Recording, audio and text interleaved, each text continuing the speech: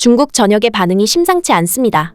한국이 현무5를 전 세계에 공개한 직후 중국 군사 전문가들 사이에서 충격적인 전망이 쏟아져 나오고 있기 때문입니다. 현재 중국의 대형 사이트인 웨이보나 비리비리와 같은 곳에서는 한국 현무5에 관한 이야기와 이 신무기가 동북아시아 또 그를 넘어 전 세계에 어떤 영향을 끼칠 것인가에 대한 심층적인 분석이 이어지고 있습니다. 특히나 이들의 최대 관심사는 이 현무5의 등장으로 우리 중국 대륙에는 어떤 변화가 찾아올 것이며 만일 한국과 전쟁을 벌이게 될 시 무슨 일이 벌어질 것인가 였습니다. 바로 직전까지만 해도 중국은 대만을 침공하는 김에 한국에게 본때를 보여주자.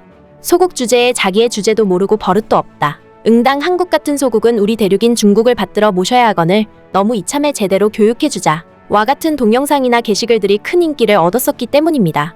그런데 이 현무5가 전 세계에 공개되고 중국의 대형 방송사인 CCTV 역시 그 장면을 생중계하자 중국 전역이 크게 불안감을 표출하고 있는 것입니다. 당연하게도 고립된 중국 인터넷 내에서 한국을 씹어대던 중국 네티즌들의 상상과는 차원이 달랐기 때문일 겁니다. 막상 마주한 현실은 한국은 전 세계적으로도 손꼽히는 군사 강대국이라는 어마어마한 타이틀이었습니다. 현실과 상상과의 괴리감에 중국 전역이 인지부조화에 휩싸인 듯 싶은데요. 중국 정부가 중국인들을 고립시키고 언론을 통제한 행동의 말로입니다. 천천히 공포로 물들고 있는 중국 전역의 반응 생생히 전해드리겠습니다. 한국이 최근 공개한 이 현무5의 위력은 무려 헤즈볼라를 때린 이스라엘의 벙커버스터 위력의 10배 이상에 달한다. 이건 미사일 수준을 넘어섰다. 심지어 괴물 미사일이라고 묘사해도 부족하다. 비핵화 조약에 서명했던 한국은 그 한계를 극복하기 위해 스스로 새로운 개념의 핵을 창조해냈다. 중국의 네로라 하는 여러 군사 전문가들이 일제히 사색이 되어 영상을 찍어 올리고 있습니다. 한국이 지난 1일 제76주년 국군의 날 기념행사로 작심 공개한 우리나라의 최첨단 무기들을 공개했습니다. 개중에는 전 세계를 떠들썩하게 만들고 있는 우리나라의 자랑스러운 최신형 탄도미사일 현무5가 처음 모습을 드러냈는데요. 탄두 중량이 최대 8톤에 달하는 고위력 미사일인 현무5는 한국형 삼축 체계 중 하나인 대량 응징보복의 핵심 무기로 지난 50년의 개발 역사가 집약되어 있습니다. 이런 탄도 중량은 전 세계 전무후무한데다 그 사거리까지 엄청나 전 세계에서는 괴물이라고 혀를 내두르고 있습니다. 중국은 도대체 언제 한국이 이런 괴물 미사일을 만들 정도로 수준 높은 군사기술력을 지니게 됐는지부터 분석하고 있는데요. 중국 군사 전문가 왕샹수이 베이징 항공항천대 교수는 한국의 이 현무5 미사일 한 방이면 제 아무리 우리 중국 대륙이라고 해도 순식간에 불바다가 될 것이다. 그뿐만인가? 지금까지 열심히 쌓아올린 중국의 눈부시고 비약적인 발전들은 순식간에 물거품으로 될 것이다. 우리 중국은 절대 한국과는 싸워선 안 된다. 단 한 방으로 우리 중국이 후진국 수준으로 퇴보하게 되는 것은 물론이요. 멸망전이 될 것이다. 라고 엄중히 경고하고 있습니다. 어쨌거나 우리 한국은 대외적으로는 북한에 대응하기 위한 군사무기 라고 발표했는데도 불구하고 중국이나 러시아, 북한 등 한국과 조금이라도 적대적인 국가들은 이미 모두 두려움에 떨고 있는 듯 싶은데요. 아무래도 현무5의 위력이 너무 압도적이다 보니까 단지 북한만을 대응하기 위해서는 개발됐을 거라고 아무도 생각하지 않는 것 같습니다. 계속해서 왕샹수이는 한국을 절대 무시해서는 안 된다. 한국은 우리의 생각보다도 훨씬 예전부터 탄도미사일을 개발해왔다. 한국이 탄도미사일을 개발하게 된 계기는 지난 1969년 발표된 닉슨 독트린이다. 당시 미국에서 베트남 전쟁으로 인한 군사 경제적 부담 때문에 반전 여론이 확대되자 리처드 닉슨 미국 대통령은 아시아 우방국의 군사적 개입을 피하겠다는 내용의 성명을 발표했었다. 이후 미국이 주한미군 규모를 축소하게 되자 한국은 국방력을 끌어올려야 하는 상황에 놓이게 됐고 그리고 이것이 바로 한국의 탄도미사일 개발까지 이어진 것이다. 당시 한국의 대통령은 박정희로 한국을 발전시키는 데 무척이나 공격적인 인물이었다. 1970년 국방과학연구소를 설립하더니 1년 만인 1971년 항공공업사업이라는 위장 명칭을 붙이며 극비리의 미사일 개발에 착수한 것이다.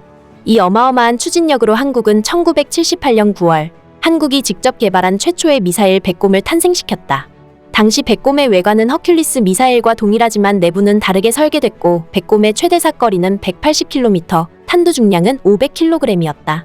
이렇듯 미국의 허큘리스를 겨우겨우 따라한 미사일을 개발하던 한국이 겨우 몇십 년 만에 전 세계적인 군사 강대국으로 우뚝 솟아오르더니 이제는 그 미국조차 기겁하는 괴물 미사일을 만드는 데에 성공했다. 우리가 경계해야 하는 것은 비단 이 현무5뿐만이 아니다. 단 몇십 년 만에 백곰에서 현무5까지 비약적인 군사기술 발전을 이룩한 한국의 인재들을 경계해야만 한다. 이미 한국은 전 세계 군사력 5위를 차지한 상태. 이 다음에 도대체 어떤 괴물 무기가 또 탄생할지 감히 예측조차 할 수 없다. 고 우려를 표했습니다. 이렇게 나열해놓고 보니 빠른 발전을 이뤄온 우리 한국이기에 주변 국가들에서 두려워할 만하다는 생각도 듭니다. 그리고 이 중국 군사 전문가의 말처럼 한국의 미사일 개발 속도는 타의 추종을 불허했습니다. 오죽하면 미사일 기술을 이전해줬던 미국조차 한국을 경계해 한미 미사일 지침이라는 안전핀을 설치했겠나 싶은데요. 그로 인해 한국은 미사일 개발 역량이 제한되고 이는 우주발사체 개발을 제한하는 데에도 영향을 끼쳤었습니다. 그러던 중 이 지침은 단계적으로 완화되다가 지난 2021년 종료됐는데요.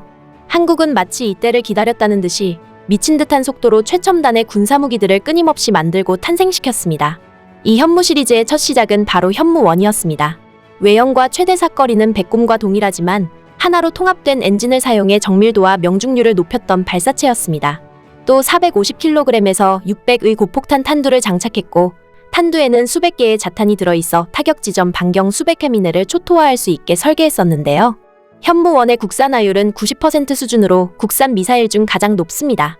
한국은 1993년 현무대대를 창설해 약 200기를 실전 배치했었지만 현재 현무1은 모두 퇴역했습니다. 이미 너무 뛰어난 후속 군사무기들이 개발돼 더 이상 설 자리가 없어졌기 때문입니다. 이후 한국은 1990년대 후반 비밀리에 현무2 개발에 돌입했습니다. 2001년 미사일의 사거리 제한이 300km까지 늘어나자 현무2는 300km급 미사일로 개발됐는데요. 이 말인즉슨 우리 한국은 더 뛰어난 성능의 미사일을 만들 능력이 되었지만 그 개발 지침 때문에 능력을 제한해야만 했습니다.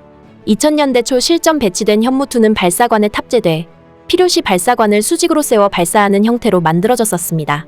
이후 2012년 제2차 미사일 지침 개정에 따라 미사일 최대 사거리가 800km까지 늘어나면서 2010년대 현무2A, 현무2B, 현무2C 등 다양한 개량형이 나오게 되었습니다. 그리고 이제 전 세계적인 관심을 받게 되는 계기가 생겼는데요. 바로 현무포였습니다. 현무포는 2017년 한미 미사일 사거리 지침이 3차로 개정되면서 탄두 중량 제한이 사라져 개발이 시작됐었습니다. 2020년 개발을 마치고 현재 실전 배치 단계에 돌입한 현무포는 탄두 중량이 2톤이 넘고 사거리가 800km에 달해 북한 전역의 지휘부 벙커와 핵미사일 기지를 파괴할 수 있도록 설계된 미사일인데요. 이미 이걸로도 어마어마한 위력에 미국을 포함한 전 세계는 지침이 풀리자마자 이런 걸 만들어내다니 라며 깜짝 놀랐던 바 있습니다. 현재 이 현무포는 현무포-1, 현무포-2, 현무포-4 등 다양하게 파생돼 활용되고 있습니다. 그리고 이후 한국은 현무포를 상회하는 고위력 탄도 미사일 개발을 진행했고 그것이 바로 2022년 10월 1일 국군의 날 행사에서 처음 공개됐던 현무5였습니다. 이 미사일은 올해 국군의 날 행사에서 처음 모습을 드러냈는데 발사관 길이만 약 20m, 발사차량 바퀴만 18개에 달할 만큼 거대한 위용을 자랑했습니다. 현무5의 탄두 중량은 최대 8톤으로 현존하는 재래식 중단거리 탄도미사일 중 가장 큰 규모입니다. 탄두 중량을 1톤까지 줄이면 사거리를 5000km 이상으로 늘릴 수 있고 북한 지휘부가 은신하는 지하 100m 깊이의 벙커까지 파괴할 수 있는 위력을 갖췄는데요. 우리 군은 북한이 남침 시 20발에서 30발의 현무5로 평양을 초토화한다는 계획을 세워둔 것으로 전해졌습니다. 또한 이 현무5는 구동축이 모두 9개로 구성된 18-18 방식인 것으로 전해졌습니다. 좌우측에 각각 9개씩 모두 18개의 대형 바퀴가 달려있는데요. 지난해 공개된 차량은 10-10으로 좌우측 각각 5개씩 10개의 바퀴가 달려 있었습니다. 아마 현무5 발사대 차량의 바퀴 수가 늘어난 것은 탄두 중량만 8에서 9톤, 총 중량은 36톤쯤으로 추정되는 현무5의 무게를 견뎌야 하기 때문으로 보입니다. 게다가 이 이동식 발사 차량은 일반 차량과 달리 9개의 차축이 운전대를 돌리면 좌우측으로 돌아가는 후륜 조향 장치도 설치됐는데요. 이 기능 덕분에 공개된 영상처럼 현무5 발사대 차량은 운전대를 돌리면 가장 앞에 바퀴와 나머지 8축의 뒷바퀴가 동시에 좌우로 움직이는 놀라운 기능을 가지게 되었습니다. 이러면 좌우측 대각선 방향으로 수평 이동이 가능해져 회전 반경이 크게 줄어들기 때문에 굉장한 장점이 되는데요. 회전 반경이 크게 줄어든다는 말인즉슨 미사일을 다양한 장소로 쉽게 이동시킬 수 있고 적군이 아군의 미사일 위치를 파악하는 것을 어렵게 하는 어마어마한 장점이 되기 때문입니다. 이렇듯 엄청난 괴물을 만들어낸 한국으로 인해 전 세계적인 관심이 끊이질 않고 있습니다. 이 현무5의 전력을 모두 공개해버리면 적대 국가에게 우리의 약점을 드러내는 거나 진배 없기 때문에 자세한 위력은 비밀에 붙여져 있긴 한데요. 그럼에도 불구하고 전해진 사실만으로도 이미 압도적인 위용을 자랑하고 있는 우리 현무5입니다. 미국 군사 전문가들의 분석에 따르면 이 현무5의 공개만으로 우리 한국이 전 세계 군사력 5위에서 4위로 훌쩍 뛰어오를 수도 있을 수준이라는데요. 이런 강력한 무기를 개발하고 연구해주신 모든 분들께 감사하며 지금까지 생생튜브였습니다. 구독과 좋아요는 큰 힘이 됩니다. 시청해주셔서 감사합니다.